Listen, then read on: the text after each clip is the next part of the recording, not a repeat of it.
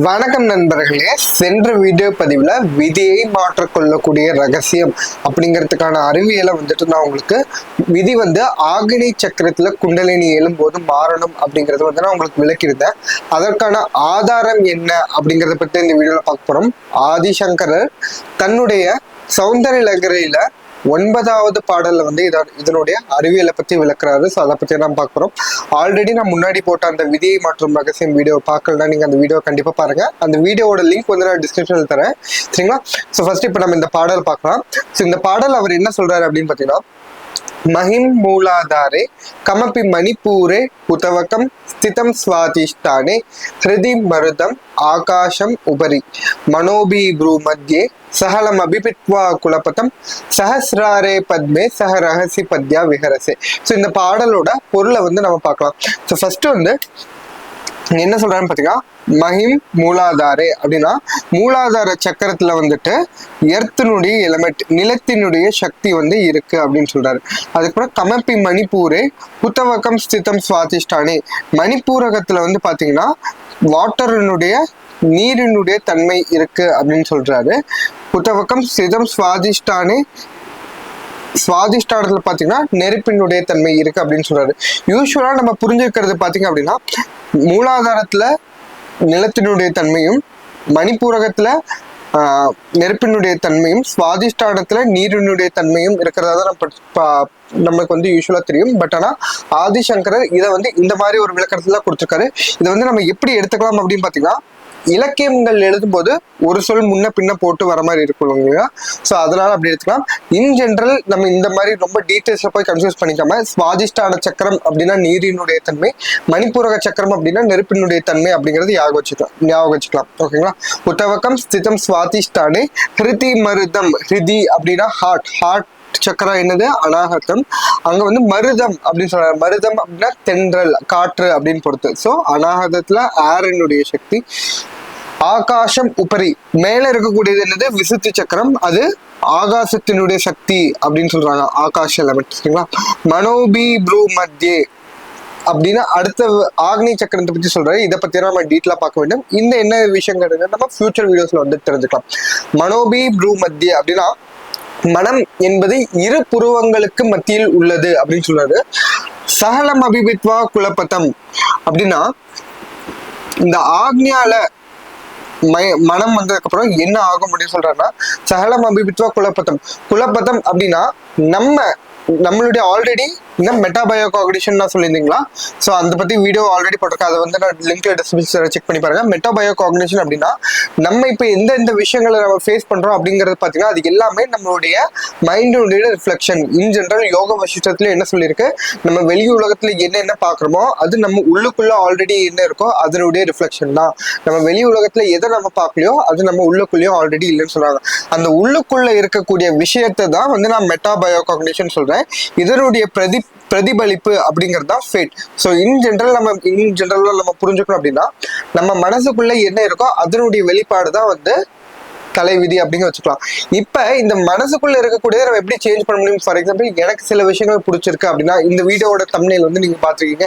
இப்ப ஆதிசங்கராச்சாரியர் என்ன சொல்லியிருக்காரு, ஆக்னி சக்கரத்துல குண்டலினி என்ன ஆகும் அப்படின்னு சொல்லியிருக்காருன்னு நம்ம இந்த வீடியோ பார்க்கறோம். இந்த வீடியோ பாத்தீங்கன்னா பல லட்சம் பேருக்கு இதுக்கு இம்ப்ரெஷன்ஸா யூடியூப்ல சஜஸ்டட் வீடியோல காட்டும். பட் ஆனா எல்லாருமே அதை கிளிக் பண்ண மாட்டாங்க. யாருக்கு அதை பத்தினா ஆல்ரெடி இன்ட்ரெஸ்ட் இருக்கோ அவங்க மட்டும் தான் அதை கிளிக் பண்ணுவாங்க. ஸோ இதே மாதிரி பார்த்தீங்கன்னா நம்மளுடைய மனதினுடைய தன்மைக்கு ஏற்ற மாதிரி அதே விஷயங்களை தான் நம்ம திரும்ப திரும்ப பண்ணியிருப்போம். இந்த தன்மை எப்படி உருவாகுதுன்னு பார்த்தீங்கன்னா, நம்மளுடைய ஃபேமிலி மூலியமா, நம்மளுடைய ஜெனetics மூலியமா, நம்மளுடைய பரம்பரை மூலியமா, நம்மளுடைய லீனியேஜ் மூலியமா ஒரு விஷயம். அடுத்தது நம்ம வளரக்கூடிய சூழ்நிலை, நம்ம யார் யார் கூட இருக்கோம் அந்த விஷயங்களை நம்மளை இம்பாக்ட் பண்ணி நம்மளுடைய மனதினுடைய தன்மையை மாற்றுது. ஸோ இப்போ எந்தெந்த சூழ்நிலைக்கு ஏற்ற மாதிரி நம்ம வளர்ந்து வந்திருக்கோமோ அந்த விஷயங்களை தான் நம்ம பார்ப்போம். அந்த விஷயங்களை தான் நம்ம திரும்ப திரும்ப பார்ப்போம். அதற்கு அகெயின்ஸ்டான விஷயங்களை நம்ம ஏற்றுக்கொள்ள மாட்டோம். இதுதான் பார்த்தீங்கன்னா, நான் பிடிச்ச மொழியில 3 கால்னா 3 கால் தான் அப்படிங்கிற மாதிரி நம்ம எந்த விஷயத்துல ஸ்ட்ராங்கா இருக்கோம் அப்படிங்கிறதா அதை தான் நம்ம ஏற்றுக்கொள்ள, புதுசா வெளியில இருந்து ஒரு வரக்கூடிய விஷயத்த ஏத்துக்க மாட்டோம். பட் ஆனா இந்த ஆக்னி சக்கரத்துக்கு குண்டலினி எழுந்துச்சு அப்படின்னா ஆதிசங்கர் என்ன சொல்றாரு, சகலம் அபிபித்வா குலபதம் அப்படின்னா இது வரைக்கும் நம்ம ஃபேமிலினால என்னென்ன விஷயங்களை அக்வயர் பண்ணியிருக்கோமோ, அது மட்டும் இல்லாம நம்ம சூழ்நிலையினால என்னென்ன விஷயங்களை அக்வயர் பண்ணியிருக்கோமோ அதை கடந்து யோசிக்கக்கூடிய ஆற்றல், அதை கடந்து எக்ஸசிவான தாட்ஸ், வெளியில இருக்கக்கூடிய பியூரான சுத்தமான உண்மையான தத்துவங்களை ஏற்றுக்கொள்ளக்கூடிய பக்குவம் வரும் அப்படிங்கிறத அவர் வந்து சொல்றாரு. ஸோ இன் ஜென்ரல் நம்மளுடைய சுற்றி இருக்கக்கூடிய யூனிவர்சல் கான்சியஸ்னஸ்ல இதுவரைக்கும் யோகிகளா பிறந்தவர்கள், ஞானிகளா பிறந்தவர்கள் எல்லாரும் என்னென்ன யோசிச்சிருக்காங்களோ அது எல்லா வகையான சத்தியங்களும் வந்து பாத்தீங்கன்னா ஆல்ரெடி யூனிவர்சல் கான்சியஸ்ல இருக்கு. ஜஸ்ட் நம்ம அதை வந்து ரிசீவ் பண்ணிக்கிட்டா போதும். ஃபார் எக்ஸாம்பிள், இப்ப நான் இருக்கக்கூடிய இந்த என்வரான்மெண்ட்ல பாத்தீங்கன்னா யூடியூப்கான சிக்னலும் இருக்கு, இன்ஸ்டாகிராம்கானது இருக்கு, ஃபேஸ்புக்கானது இருக்கு, வாட்ஸ்அப்கானது இருக்கு, எல்லாமே இருக்கு. ஜஸ்ட் நான் என்னோட மொபைல்ல அந்த வைஃபை கனெக்ட் பண்ணி அந்த ஆப்பை இன்ஸ்டால் வந்து பண்ணிட்டோம் அப்படின்னா, இல்லை மொபைல் டேட்டா ஆன் பண்ணிட்டு அந்த ஆப் இன்ஸ்டால் பண்ணிட்டோம்னா அதுக்குள்ள போகும்போது அதுக்கான விஷயங்கள் வந்து நமக்கு கிடைக்குது. ஸோ இப்போ இந்த யூடியூப்கான இந்த வீடியோக்கான சிக்னல் எந்த இடத்துல இருக்குன்னா, இந்த வீடியோக்கான சிக்னல் எல்லா இடத்துலயும் இருக்கு. இப்போ ரேடியோ ஃப்ரீக்வன்சிக்கான சிக்னல் எல்லா இடத்துலயும் இருக்கு. ஜஸ்ட் நம்ம அதை ரிசீவ் பண்றதுக்கான ஒரு டூல் அப்படிங்கிறது நமக்கு தேவை. அதே மாதிரி பாத்தீங்கன்னா நம்மளுடைய உலகத்துல இருக்கக்கூடிய சத்தியம், வெற்றிக்கான வழி, ரகசியம் எல்லாமே வந்து ஆல்ரெடி இருக்கு. அதுக்கு நம்ம ரிசப்டிவ் ஆக வேண்டும். அது ரிசப்டிவ் ஆகணும்னு என்ன, ஆல்ரெடி நம்ம என்னென்ன விஷயங்கள் சரி அப்படின்னு நினைச்சிட்டு இருக்கோம், எந்தெந்த விஷயங்கள் தப்புன்னு நினைச்சிருக்கோம், அதை பிரேக் பண்ணிட்டு புதிதான தத்துவங்களை ஏற்றுக்கொள்ளக்கூடிய மனநிலைக்கு வேண்டும். இந்த மனநிலை எப்பொழுது வரும்? நம்மளுடைய குண்டலினி சக்தி ஆகினேய சக்கரத்துக்கு எழும்போது வரும். இதைதான் அவர் சொல்றாரு, மனோபி ப்ரூ மத்தியே சகலம் அபிவித்வா குலப்பத்தம். மனம் என்பது இரு புருவங்களுக்கு மத்தியில் இருக்கிறது. அப்பொழுது குண்டலினி அங்கு வரும்போது பாத்தீங்கன்னா நம்மளுடைய சூழ்நிலைகள்னால் நம்ம சேர்த்து வைக்கக்கூடிய எல்லா விதமான பதிவுகளையும் நாம் உடைத்து கொண்டு வெளிவரக்கூடிய ஆற்றல் அப்படிங்கிறது நமக்கு அங்கதான் வந்து கிடைக்குது. சரிங்களா? ஸோ அடுத்தது சஹஸ்ராரே பத்மே சஹரகசி பத்திய விகரசே. 5 சக்கரங்களை பத்தி 2 வரியில சொன்னவர், ஆக்னி சக்கரத்துக்கு ஒரு வரியும், சஹஸ்ரார சக்கரமான துரியத்துல இருக்கக்கூடிய பிரம்மரந்திரம் என்று சொல்லக்கூடிய சக்கரத்துக்கும் வந்து ஒரு வழியை சொல்றாரு. சஹஸ்ராரே பத்மே சஹ ரகசி பத்யா விஹரசே. சஹஸ்ராரே அப்படின்னா 1000 அப்படின்னு அர்த்தம், பத்மே அப்படின்னா தாமரை அர்த்தம், 1000 இதழ் தாமரை. இது வந்து ஒரு சிம்பாலிக்கான டெஃபினேஷன் தான். பட் சஹஸ்ராரம் அப்படின்னா எப்பவுமே நம்ம புரிஞ்சுக்க வேண்டியது இன்ஃபைனைட் அப்படிங்கிறத நம்ம புரிஞ்சுக்கணும். இன்ஃபினிட்டிக்கான ஆப்பர்ச்சுனிட்டி, இன்ஃபினிட்டியை ஓப்பன் பண்ணக்கூடிய வழி. இப்போ எல்லாமே வந்து இன்ஃபைனைட்லி இன்ஃபினைட் தான். இப்போ அந்த உண்மைத்தன்மையை நம்ம உணர்ந்து கொள்ளக்கூடிய தன்மையை தான் நம்ம சஹஸ்ராரம் அப்படின்னு சொல்றோம். சஹஸ்ராரே பத்மே அப்படின்னு அந்த தேவியை வந்து கூப்பிடுறாரு.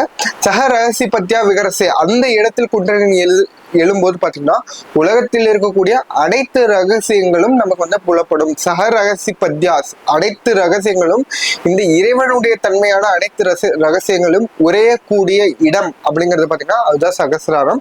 ஸோ இந்த சஹஸ்ராரத்தை பத்தி விளக்கம் கொடுக்கணும்னா அது நான் அடுத்த வீடியோல வந்து நான் கொடுக்குறேன். அது வந்து அது ஒரு எப்படி சஹஸ்ராரத்துல குண்டலினி எழும்போது, இப்ப நான் எப்படி சொல்லுங்க, ஆக்ஞால எப்படி எழும்போது நம்மளுடைய வாழ்க்கை மாறத்துக்கான வாய்ப்பு இருக்கு அப்படின்னு சொல்லும்போது, சஹஸ்ராரத்துல எழும்போது எப்படி உலக ரகசியங்கள் தெரியும் அப்படிங்கிற அது ஒரு தனி டாபிக். அதை நம்ம ஃபியூச்சர்ல பார்க்கலாம்.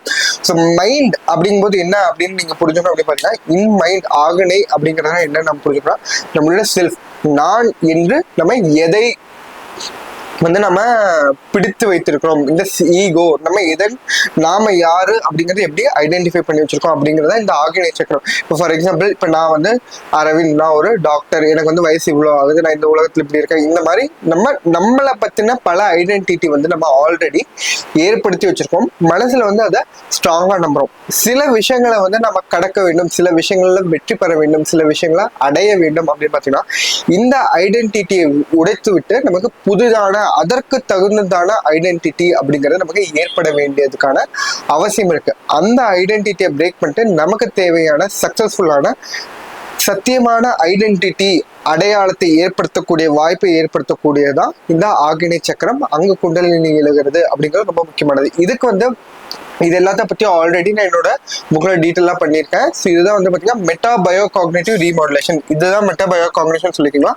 இதை மாற்றும் போது நம்ம இந்த வாழ்க்கையை மாற்றக்கூடிய தன்மை இருக்கு அப்படிங்கிற சொல்லிதான் மெட்டா பயோ காக்னேட்டிவ் ரீமாடுலேஷன் இந்த light of yoga sutras for life of higher possibility அப்படிங்கிற புக்ல நான் எழுதியிருக்கேன். அந்த புக்கோட லிங்க் வந்து நான் டிஸ்கிரிப்ஷன் தரேன், நீங்க கண்டிப்பா செக் பண்ணி பாருங்க. ஸோ அது மட்டும் இல்லாம இதே மாதிரி அடுத்த வீடியோல வந்து நான் உங்களுக்கு இது பணம் செல்வம் வந்து இருக்கக்கூடியதற்கான வழிகள் என்ன அப்படிங்கிறத பத்தி நான் உங்களுக்கு சொல்றேன். ரொம்ப சிம்பிளான வழி. ஸோ இந்த வீடியோ உங்களுக்கு பிடிச்சிருந்துச்சு அப்படின்னா கண்டிப்பா ஒரு தம்ஸ் அப் கொடுங்க. இதே மாதிரி பல வீடியோக்களை நீங்க கேட்கணும் அப்படின்னு நினைச்சீங்க அப்படின்னா கமெண்ட்ல லீவ் பண்ணுங்க, சேனல் சப்ஸ்கிரைப் பண்ணிக்கோங்க. அது மட்டும் இல்லாம வேற ஒரு பயனுள்ள வீடியோவோட உங்களை வந்து சந்திக்கும் வரை அதுவரை உங்களிடமிருந்து விடைபெறுவது உங்கள் மருத்துவர் அரவிந்த். உங்கள் நல்வாழ்விற்கான மண் தொண்டன். மெய்வழி வாழ்க.